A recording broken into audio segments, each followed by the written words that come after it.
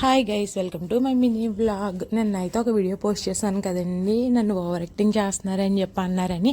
అదేనండి, Sunday chicken curry వండుతూ ఒక video అయితే పెట్టాను. దానికి ఒక మహానుభావులు అతిగా యాక్ట్ చేయొద్దు, ఓవర్ యాక్టింగ్ చేయొద్దని పెట్టారు. అంత ఓవర్ యాక్టింగ్ అయితే నేను ఏమీ చేయలేదు, ఎప్పుడు వాయిస్ ఓవర్ ఇచ్చినట్టుగానే ఇచ్చాను. మరి ఆయనకు అందులో ఏం ఓవర్ యాక్టింగ్ అనిపించిందో నాకైతే అస్సలు తెలియలేదు.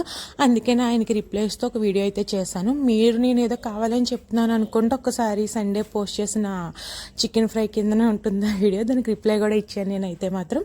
ఇంకా అయిపోయింది, వదిలేసాను. ఇంకా అక్కడ అంటే ఇలాంటి వాటిల్లో సోషల్ మీడియాలో అంటే వస్తాయని తెలుసు, ఫస్ట్ టైం కదా ఇలాంటి ఫేస్ చేయడం. సో అందుకే కొంచెం ఓవర్ రియాక్ట్ అయితే అయిపోయాను.